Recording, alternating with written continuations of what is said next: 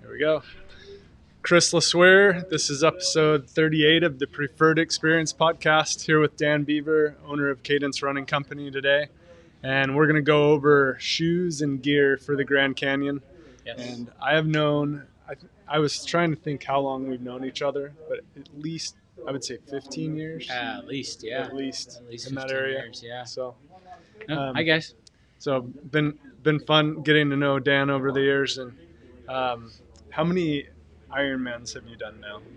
35. 35 full distance Ironmans. Yeah. Yep. Since what year? First one was 2007. That was the year, my first year too. Same I didn't time. realize that. Yep. That's cool. That's awesome. And then what did you do before Ironman running, Yeah. all that kind of stuff?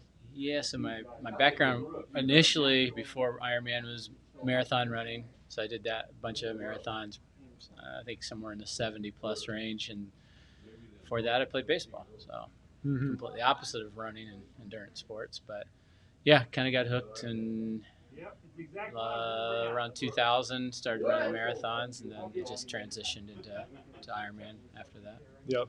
Just keep wanting to do more and more. More, farther, yeah. Seems to happen to all of us. Yeah. So now I'm For doing sure. Ultraman, which is even farther than Ironman. So that's kind of my new thing now. Yep. Is that a double Ironman? It's Kinda? It's maybe a little bit farther. It's 321 miles total as opposed to 140, which is an Ironman. So, Awesome. yeah. Cool. So let's see. So first thing, you've done the Grand Canyon twice in like the last 3 or 4 weeks. Yep. Last 3 weeks I've done rim twice. I'm going again this weekend, and might get talked into going yet one more time in November. So Awesome. we'll see about that. Are you going with the group this weekend, or are you? Just going with one person this weekend. Going with a good friend of mine, Jenny. Be her first one-day crossing. Last weekend I was there. I took another friend who was their first time ever doing the full crossing in one day. So yeah. You're doing rim to rim this weekend too? Yep. Dang. Yep. It's awesome. Well, we're gonna have to. I'm doing that too this weekend. I didn't know if you were gonna be there, so that's awesome. That's doing really it Sunday, and you're doing it Saturday. Yep. So We'll blaze the trail then. yes, Get it going. Get it warmed up. Yep. That's cool. So what have you found to be the most helpful? Because we have our group of people that are going to do it in November, first Saturday in November. Right. And we're, all CrossFitters. A lot of them have been hiking and preparing and running to prepare for it. Mm-hmm. So we have a group of runners going and a group of hikers going. And I know when our first person started going on hikes, she used hiking shoes. And we're like, we'd really recommend getting some shoes to do it. Yeah, so as opposed to like a big hiking boot, which is what you might find at like a like an outdoors shop, we've found by using just an actual trail running shoe, it's way more comfortable, lighter, more breathable, more functional. Like I said, I've done the canyon crossing quite a few times. One of our other guys that works for me, he used to be a guide in the canyon for 3 years. So that's what we recommend is just an actual trail running shoe. Cool. Much better. Awesome. Any particular one you like the most? What we'll do with each person when you come in is figure out what shoe works best for their foot, what feels more comfortable on each person's foot. Some people like more cushion, some people like less cushion, some people may have wider feet. So there's quite a few different things that we're looking at. We have a couple here. If you want to take a peek, I got a couple here, different brands. So got Hoka here, this is a really good kind of mid-level cushion for people that don't want a lot or a little. This is a good middle range. Yep. My friend Shane's running in that this weekend. And then I think Solomon is a very well-known trail shoe, very durable. Again, we've got all of these brands.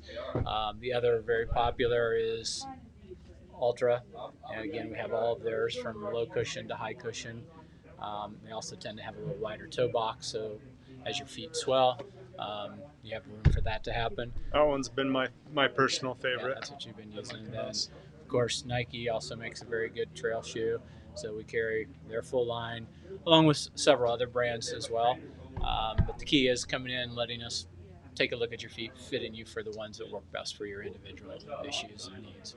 Awesome. Yeah, so they'll watch how you run or walk Yep. and figure it out. So there's a bunch of people in here right now doing that. Yep. They're figuring it out. So shoes are really important. Any particular socks that you, or suggestions for feet? Because some people will deal with blisters. Yeah, the key with socks, first off, starting with the proper fit in the shoe. So, I mean, you can have the perfect socks and you can have Band-Aids all over your feet, but if you don't have the right fit in the shoe, you're going to lead into more issues. When you're doing 45 to 50 miles across the Grand Canyon with all the ups and downs, you got to have pretty much everything spot on to not end up with blisters or black toenails or whatever. So every little piece of the puzzle adds up. The socks, of course, the key with socks is just not having cotton in your socks. Cotton doesn't breathe. It traps some moisture inside of your shoes, makes your feet wet, and then that's when blisters start. So we've got an array of different manufacturers of socks that will help keep you healthy and happy as you're crossing the canyon. Yeah. Awesome. Cool. And then some other things, he was telling me that there's a water crossing on when you're going to the north. I don't know about the south. Sounds like all that's been working. Yeah. But you never know. You can't, I was told a little while back, you don't want to rely on the water sources. That's true. Yeah. At the Grand Canyon. So they sell this really cool thing that I'm getting today. It's a water filter, and it actually screws on to your water bottles. Mm-hmm. And you can get how many? I believe this one is 1,000 liters. So yeah, like if you get there and there's no water or the water main breaks when you're there, you can filter water from the creek, and you'll be able to drink all you need with that filter. It's a good backup anytime that you go to the Grand Canyon, no matter if the water's on when you're starting or not. Anything can happen. When I was there 3 weeks ago, the day I left, the water main broke, and one of the water locations has been shut down for the year. When I was there last week, the next day, or 3 days later, then the 3 places that normally have water are now broken and down. So you just never know what's going to happen. So having the filter is just peace of mind backup, because there's no help out there. So having the water filter is just a safety precaution, really. Only $35, and you could get your own, or you could share it with a friend. Right. Yeah. You can fill up all your bottles with it. So it works really good. And then when we go in November, I don't know that it's going to be as hot, but this weekend it's warm. It's still warm, yeah. So I was telling one of my friends yesterday to get a towel and wrap it around his neck, upper back. Yep. And then when I got here today, I noticed they sell these, and so these will stay cooler longer, stay wet longer. Yeah, it's a cooling towel, so it's made to actually feel cool on you as long as you keep it wet. So normally I have a hat and my cooling towel, and each time I go to a water source where I can fill up water or even run by the creek, I'll just dip it in the cold water, throw it back over my shoulder so it keeps me cool. It also keeps sun off my shoulders if I want to wear a tank top. Just keeping it wet really good. Keeps your temperature down, keeps you cool. Only $20 and keep you a little more comfortable. Absolutely. On it. And then the other thing that Tirsa and I have, I know Dan has, are these vests. So he sells a bunch of different brands here. Ultimate Direction's really good.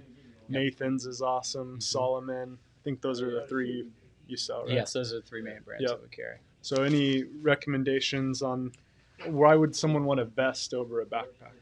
Well, backpack is just going to be really heavy and not really designed to be able to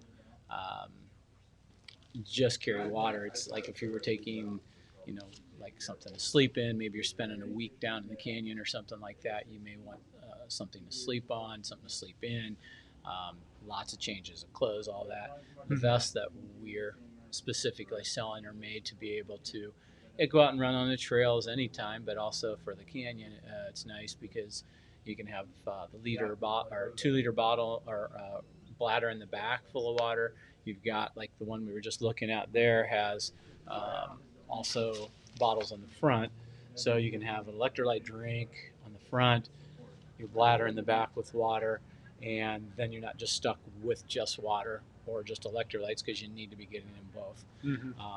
So yeah, I really like that about these Yeah. on the best. Then you can also get extra bottles if you want, so that you can have extra bottles in the back of the pocket, along with your food, nutrition, all that. So you're just carrying less stuff. This particular model, along with several other models, has a spot for actually clipping on your climbing sticks, Oh, that's trekking awesome. poles. Yeah. So this breaks down and just clips right on here out of the way. And so in the canyon, if you're not using a trekking pole, you're really making it way much harder on yourself than you need to. So we do carry the Ultimate Direction trekking poles as well. They're really nice. They fold down super small. They're about the size of the pack folded down. And super light. Yeah. Like maybe a pound. Yeah, they're super, super light. Yeah, that's cool. And then as far as on your vest, when you do nutrition, do you usually do like tailwind or something similar like that in both the flasks? Yeah. So I typically will put, I think we got some tailwind here, but basically it's just an electrolyte drink that has calories, sodium. There's a bunch of different flavors, but what I do is have the tailwind or my electrolyte drink on the bottles in the front, and then I can refill with powder at different locations when I empty them out. Then I'm also carrying just the water in the back. So then you've got both things, and then you can add more. You can carry several of these, or put this into a Ziploc bag, whatever, so that you can refill electrolytes throughout the day. Yeah, that's cool. And then as far as calories go, I try to keep it simple, and try to make it something that is easy on your stomach, but also easy to carry. So we have several different brands of gels. This is Martin. We carry Spring. Just an easy way to access, 100 to 300 calories quickly. It's easy to carry, easy to digest, and you can, since you're not really chewing it, you can just keep moving while you're hiking or running. You're not really chewing anything. Yeah. So when you're, how many calories do you normally try and hit an hour? Yes. Running and hiking is totally different. Running and hiking is totally different. Yeah, if I'm running it, which is what I did last weekend, what I'm going to do this weekend, I'm going to shoot for about 200 to 250 calories an hour. Mm-hmm. If I were hiking it, I could probably take in 400 calories an hour. I can eat solid foods. I can do all that because it's easier to digest going at a slower pace. Mm-hmm. Running, just a little bit different. Yeah, it's so much easier to just digest and break down everything when you're actually walking as opposed to running. Totally. Yeah. One of my friends brought a whole pizza. Oh yeah. To the North Rim last week. I know people do that all the time. He carried it to the North Rim. Yep. Pizza in a Ziploc bag. Yep. Yeah. Said it made a huge difference. It's awesome. Nice to just have solid foods, but again, if you're running, that becomes a lot harder. He was hiking. Digest. Yeah. I don't know that I'd want to do that. Yeah. Yeah. But I've heard it works. I do have to tell a quick story about this gel right here, the Martin. Yep. I was doing a Spartan Ultra last year. It was 30 plus miles. I was beat. We were like 8 hours in. It took way longer than we expected. It was all uphill. We thought we'd be able to run it. It was either uphill or downhill. Nice. And I was beat, and I took one of these, and I swear this thing brought me back to life. Yeah. This one's a little more than the mm-hmm. the average gel. Yep. But it works. It really works. And that particular one has a bunch of extra caffeine to kick you in the totally butt. kicked in. Yeah, wake you up, get you moving. It works good. Yeah. How much salt or sodium do you try and take an hour? Yeah, so everybody's sweat rate is a little different based on, it's not just size, but size can your size can definitely contribute to a higher or lower sweat rate. But I know that I thought mine was way higher than it actually is. Once I actually went and got tested by a nutritionist, it was a little bit lower than I thought. So overdoing on salt is no better than underdoing it. It's just going to be different issues. So if you're doing too much salt, you're going to bloat, you're going to swell up. How'd that happen? Yeah, that's not fun. It's not fun. But then if you're not getting enough in, you're also going to have a lot of issues. So I have found my number is about 700 milligrams per hour during exercise.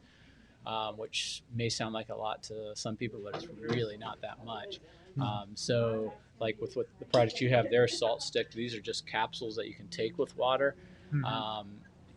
So you would need, for like me, I need 4 of those an hour if I was only using that for electrolytes.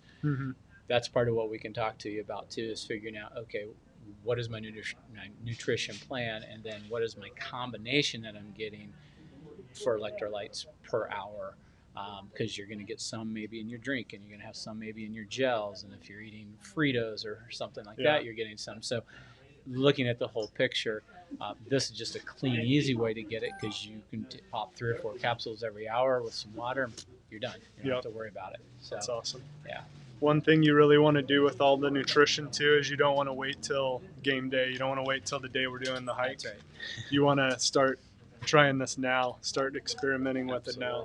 Because like for you, you know, it's 700. I read something the other day that said to hit 1,000 an hour. Yep, that's what I used to think You know, I needed. So you really have to figure it out for you. It's just like nutrition and eating. It's different for everyone. And just like having a new pair of shoes, I mean, like I wouldn't recommend somebody come in and buy a pair of shoes the day before they're going to go do the Grand Canyon. Yeah. Because you just don't know. You want to get out and run some miles in that shoe, and see if there's any issues, anything's bugging you, a hot spot here or there. So don't put that off to the last second either. That reminds me on the hot spots. Hot spots. We talked about Body Glide last week, but this is another company. It's called Squirrel's Nut Butter. Yep. So this is a local company out of Flagstaff. Super great company. They make vegan products. They make a whole plethora of different products. So this is one of their salves that's in a can. It's kind of like a cream. They make the sticks like Body Glide, and we do carry Body Glide as well. So this keeps all the chafing down. You can put it on your feet. You can put it into your arms, between your legs. Any hot spots. Yeah. It makes a huge difference. Yeah, something simple as that can make you so uncomfortable when you're out there for 10, 12, 15, 18 hours. Yeah, totally. Yeah. Any other things we're missing today? Any advice or wisdom you have? Biggest advice, if we're talking about just specifically the Grand Canyon, is I would start out easy the first few hours, because it's going to be a long day. And it feels easy to start because you're excited and you're rested. You're going and you're downhill. Fed and you're going downhill, right? And the number one thing that tends to crush people for the latter end of the day is going downhill too fast early in the day. Like, you may not notice it in the first 2 hours, but 6 hours in, when your quads are shaking and you're like, oh boy, and I still have halfway to go. That's where the sticks come in. That's where these make a huge difference. That's right. So you can not only use your upper body going up, but it also helps break the impact going down. So it's a double-sided sword. Running down just kills your quads, and then the going up is just all glutes, hamstrings, and then trying to get up steps. Yeah, I've noticed my low back, because that's a weak area for me. Me too. Yep. It will start to get sore when we're going uphill, so I'm excited to try pulls this time. Lifesaver. Yeah. Yep, I've never done it before this one. It'll be good. We'll find out. I've been practicing. Right. Okay, that's it. But not at the Grand Canyon. So I think that's it for this week. Awesome. Thanks for being on here. Thanks for coming out to Really appreciate it. One other thing too, you get 15% off at, I believe is what we said. So I should have asked you that before. Oh yeah. That's putting you on the spot. Yeah. So as a CrossFit Preferred member, you get 15% off. Preferred. Yep. Mm-hmm. Yeah, absolutely. So awesome store. Been coming here since it opened, and where he used to manage before that. So been known him a long time, and he won't steer you the wrong way. He's awesome. Has only the best products, and great group of people to get to know here too. Yeah, for sure. And we're open 7 days a week, so whatever day works for you, we're here. Awesome. Yeah. This show will be on Instagram, Facebook, YouTube, our website, also any of your favorite podcast platforms. So any friends that are doing the Canyon would love it if you'd share it with them and mention Cadence. And yeah, for sure. Appreciate it. Thanks for being on here. Thanks for coming over. Thanks a lot. Thanks, guys. See you.